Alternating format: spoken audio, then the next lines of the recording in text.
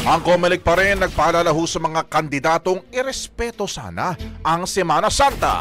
Brigada Sheila Matibag, ibrigada mo! Brigada! Live report!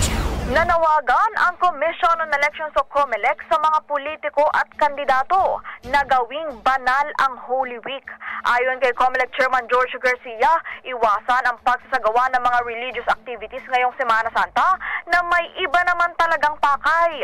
Gaya na lamang daw ng pagkakaroon ng pabasa kung saan ginagamit umano ng iba ito bilang estilo para mangampanya. Paalala rin ni Garcia, bawal mangampanya sa Huwebes at Biyernes Santo. Batay na rin sa batas.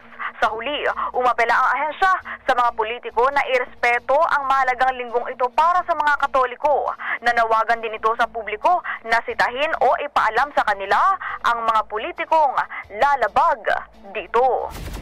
In the heart of changing lives, ako si Brigada Sheila Matibag ng 105.1 Brigada News sa Manila. The Music News.